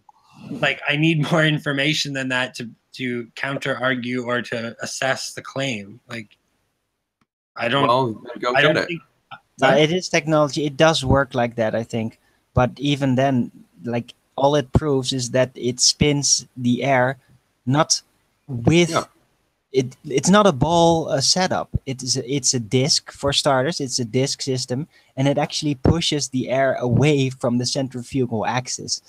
It's not going to work out if you compare that to the Earth. I don't think you can spin a volume of air by just simply spinning a disc. Well, that's exactly how the Tesla turbine works, and it's used as a possible. Okay, well, I will look into it. I'm not going to comment further until I've understood how the device works. All right, that's fair. It's fair enough. And you're saying that you would not feel any motion inside of that device with all those forces spinning discs through air, and you're not going to feel a goddamn thing if you were an ant. No, you would feel a lot. Oh, okay. Well, would you feel the same stuff outside when you go outside? Well, the Earth isn't spinning that fast, and it also has another force involved that the Tesla turbine doesn't, called gravity. No, the Earth is spinning at supposedly 1,000 miles an hour. Gravity is still there. It's just not as big as the turbines. Not that slow. Because it's not fast. Because it's once per day.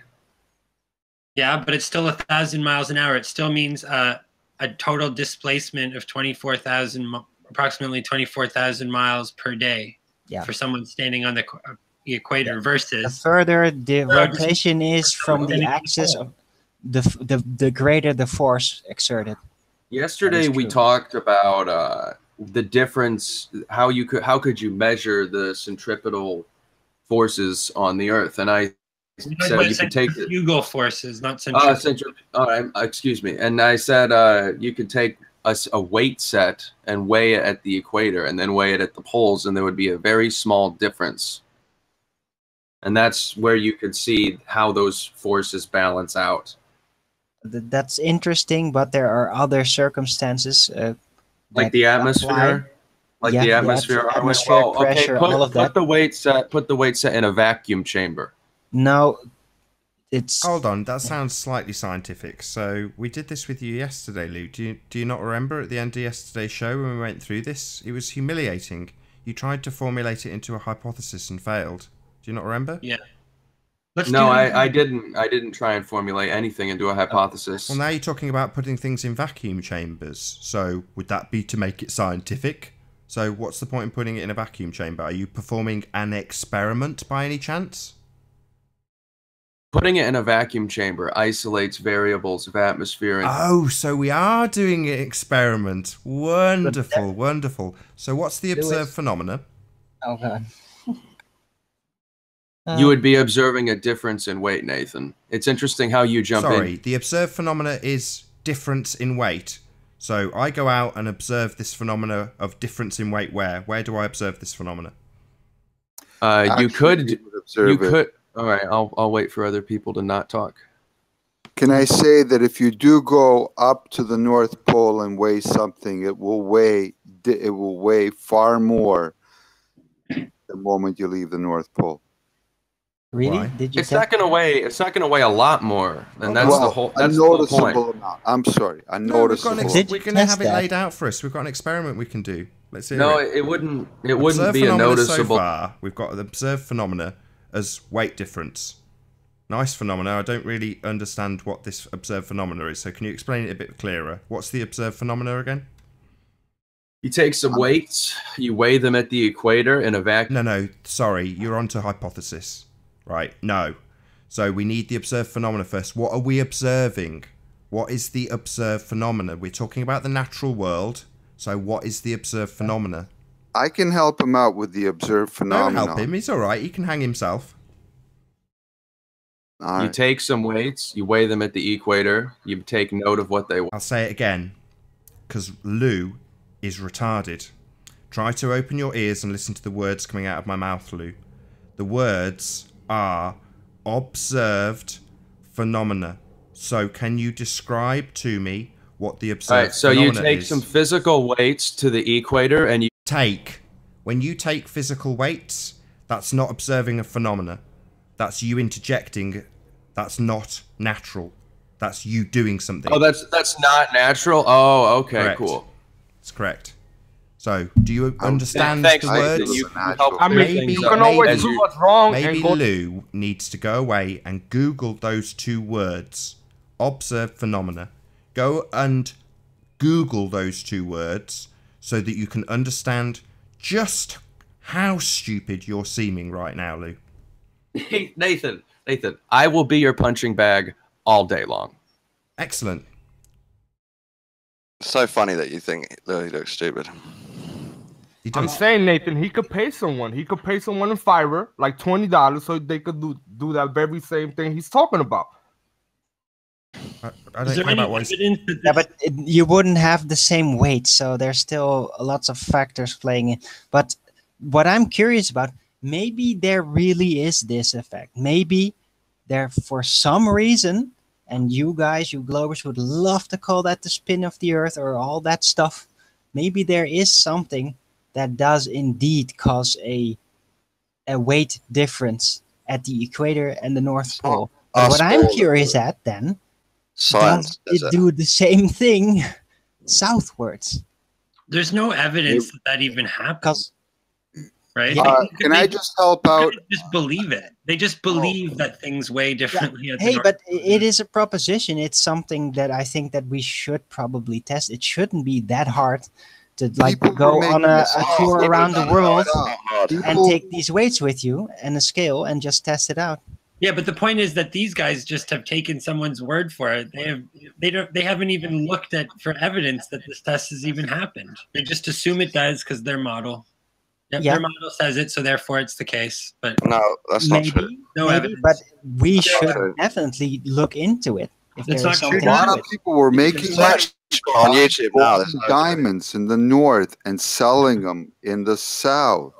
Back in the 30s, then this phenomenon was discovered, and this was put to an end because these guys weren't doing a goddamn thing except buying plane tickets or boat tickets. And that's very fascinating because that is an indication that there is truth to it. If there's actually historical references, doesn't automatically explain the spin of the Earth. There may be a fluctuation in gravity, in the downward force for some reason. No, I doubt whether it's true. I want to see evidence. Well, you'd have to test it yourself. My dad. I'm going on a tour. I've got to agree with Nummy here because as soon as you say there's money involved, then there will definitely be evidence of this. It will not be erasable. There will be a paper trail because there's money involved. So there's evidence out there if this is true. Well, this story. Guys, I can tell you my great-grandfather. Where did you get this? My great-grandfather made a few bucks doing this. Really? My great-grandfather back way when is happier than pig in shit to tell you how he made $800 in a year. All right, this is like that is really fascinating. That is really fascinating. When? And a house cost him $500, and he walked away after a year with a house and $300. That's not the bit we need. Profit. Sorry, Mark. We just need the bit about the actual conversion and the weight difference. So, when did this happen exactly? My grandpa pulled the stunt off in what is it, 1922, 1925, somewhere in there. That is amazing. Yeah. Citation, please. I wish I could. I apologize, except I grew up on the story how my great grandfather on my wife's side in 1 year bought a house. Very fascinating story. It would be lovely to actually find registry confirmations of this. Your story's not doing it for me. No disrespect intended, but this is coming through. This is broken telephone to me. Like, it is a cool story, but it kind of proves that. Well, I'm pretty sure it doesn't prove it. It's a story. Have gravity. Stories. But if the story, I'm not saying gravity. The experiment that you didn't like, doesn't it? What's that? If that story's true, doesn't it prove the experiment you didn't like? The weight change? I don't know if the story's true. I'm saying if it's true, it disproves. It disproves. If we can't determine whether it's true or not, then I don't care whether it's If it's true, it does not prove the ball. I'm saying I'm asking for evidence of the centrifugal force acting upon the Earth. Hey, Ruhif, You're how not you doing? fighting it. Hello. This guy's story is not good enough evidence. This is an anecdote. Okay. And even if it was true, and we could actually reproduce this kind of measurements, then that does not automatically prove a spinning ball. It just proves there seems to be a fluctuation then of some kind. It's very interesting. I'm very fascinated by this concept. And the point is that you guys believe that this centrifugal force acting upon the Earth in light without any evidence, without any experimental evidence. There is experimental evidence. Yeah, there is. That's why I joined, actually, Nami. Explain it, please. So there's at least 2 videos on YouTube by 2 different people demonstrating this effect. One of them is Wolfie, and the other guy is Cody's lab. So they've both done independent experiments, flown on a plane from one latitude to another, and shown that the weight changes between the latitudes. I'm saying, did they show the cause of the change of the weight to be centrifugal force? Well, they make a prediction based on a model. Can we see it? Can you write it down for us? Can we see their hypothesis? Yeah, but what I'm saying is that making a prediction based on a model, there's no independent variable. What was the Cody's latitude labs? is independent. What was Cody's labs video the latitude, weight changes or something. I can't remember. Okay. Yeah, but you're not proving cause. Like what Arwen's saying is that even if there was some sort of incredibly minute difference in how things weigh on the equator versus the poles, that even if we make that observation, it doesn't. There could be other. You'd have to rule out other possible causes. If it is true, then I'd have to rule out a constant of gravity, because apparently then it's not that constant. See, this is the problem. You guys use your model as evidence of your model, right?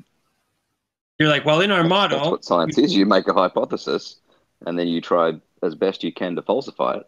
No, you start by observing a phenomenon. Why do I always have to start with the first step and explain to everyone that first you observe a phenomenon? You don't go straight to hypothesis. But it has to be a falsifiable thing, right? How would we falsify what that the weight caused? No, we're talking about causality. The weight wouldn't cause. Yeah, no. You can never prove causality. But you can never prove causality. No, you can prove causality. That's what the idea of a test is. No, you can't. No, you can falsify it. You can't prove it. You can only destroy a theory. You can't ever prove it. No, you can. Well, okay. In any case, there's no experimental evidence of cause for the that centrifugal force exists on the Earth. I mean, that would be the cause of this prediction. weight change. Although I doubt whether this weight change exists. Centrifugal It forces definitely exists. It's just Definitely the exists. explanation. It definitely exists because Wolfie, who's extremely biased and is a known liar. I'm just going to say that you're extremely. I'm going to say you're biased and a liar. Then. Well, like, what would the conversation? What did I lie about? What would you say the explanation for the difference in observed weights as you move around the planet? What would you say an explanation for that would be? Because Cody's lab, for example, and modern science says centrifugal forces. Well, I don't know, but I'm just saying that they're not demonstrating through So any kind of. You're disputing something, but you've got no idea about it yourself, really. Yeah, that's fair. That's often. I just wanted to say as well, disputing the spin of Earth. Admitting that you don't know something. Admitting that you don't know something is often the most scientific position you can. Disputing the spin just makes you geocentric. Doesn't make Earth flat. Well, okay, it is. While it is scientific to say that you don't know something for a time, it also is useless scientifically. No, it's useful because then you have some chance of maybe eventually identifying the real cause. If you just are like, well, we don't know the answer, so we're going to just pretend that we do because we have this model, then that might actually prevent you from actually figuring out that problem in the future. Because, and the way you do that is you try and falsify the model. What? Try and falsify the model. Yeah, I agree. But just saying that you don't know does not falsify a model. So because you don't understand, but just saying that you do know doesn't lend any weight to your model because you guys pretend. No, the model makes predictions, and the predictions match reality. Yeah, exactly. No. That's not how. The model doesn't make predictions. They did the experiment, and you have no idea. Well, it's funny that you mentioned that because in your model, gyroscopes would have to actually rotate with the shape of the Earth to use them. So that debunks that model. So and it's funny how you guys. The shape of the Earth is not the cause for the weight differential, and we just brought proof that counters that. What is, Owen? What causes the weight difference? What causes the Atmos effect? We don't know. We don't know. Right. We have a model that explains it. Yeah. So what? So having a model isn't something that we can go out and observe and test. It's just a model. I mean, it's like dealing with children. Why is it with this model? It's not an observed phenomena. It's a model. It's just pseudoscience. The observed phenomenon is that things weigh differently at different latitudes. Yeah, but it's nice that it seems to fit your model, but there are other things that's like what this entire hangout's been about. That proves that it's not that model. That's the whole point. Once you find proof that counters the model to be true, you can't just pick and choose what is supposed to fit and what isn't. An awful lot like you're saying that the model's been falsified, Arwen. So what things have falsified it? No, assuming the model is begging the question. So we don't just assume things are correct just because you've got a model. Well, it's not an assumption. You're just saying this model has the most predictive capability. It is absolutely an assumption. We've just had quotes about using the latitude system, which does reference sphericity. So you're going to beg the question with the latitude system. No. Yes. How about we just use the phrase distance from the equator then? So why did you say latitude? Because it's a shortcut to saying distance from the equator. A shortcut that assumes you're on a sphere. Because all the maps reference those magnetic fields on a sphere. No, latitude does not. You find me a map that's flat Earth map that doesn't. Show it me right now. Oh, I can give. Nathan's going to be going on a little tangent here, so you're going to have to wait for him. I'm saying you're begging the question. You may not understand it, retard, Lou, but you assume a sphere automatically. That's the problem. And you're saying, well, we've got a model, so you've got to prove that model wrong. No. That's not what we have to do at all. We can just tell you children to go and play with your models. It's not science. It's pseudoscience. No, underlying this science.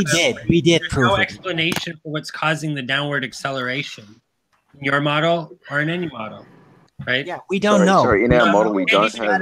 Say it again. We can't even explain what's causing things to weigh anything. Same on your model. How can we then take this idea of this supposedly minute weight differential as being evidence of a centrifugal force. Well, apparently it's not that minute. If it's 7%, that's a pretty big It's not margin. 7%. That's 7%? No, it's not 7%. I thought that, what, isn't it? Okay, I thought Lou No. said that. Oh, No. maybe it was 0.7%. What is it, Lewis? the How math- much percent? You said it was like 100 kilos it's weighed like- 7 kilos less. I don't think 0.3%. it's. Yeah, I didn't even think it was What did you say? 1%. How much is it? It's not even It's 1%. It's 0.3% between the equator and the poles. If you add in Atmos effect, you can get up to like 1%, depending on how fast you go, obviously. Yeah, but Measurable. that's Negligible. Measurable. So you really think this guy No, made a it lot of is- money off of 1%? I'll take it. It's not a proof of a spinning ball, but I'll take it. No, but that Why are point you is stuck on it? Then That's try to It's a find out prediction, if, Owen. if it is legitimate. Yeah, it's It's not. a prediction, and It's not about what's proofs. positive. It's not about proofs. It's about predictions. Correct. No, it is about proof. proofs. Proofs is No, with it No, is it's not about proof, Owen. Prove something to me, Owen. Prove anything to me. Well, In fact, choose one of Quantum Gyroscope. Race's proofs. And prove it. Gyroscopes prove that the Earth is not a spinning ball because if you, at a constant speed, move over the Earth, over the surface of the Earth, then the gyroscope will not change its angle. Yeah. Okay, what's your independent variable? Sorry. Well, okay, so but you think Guys, can you help me out with that?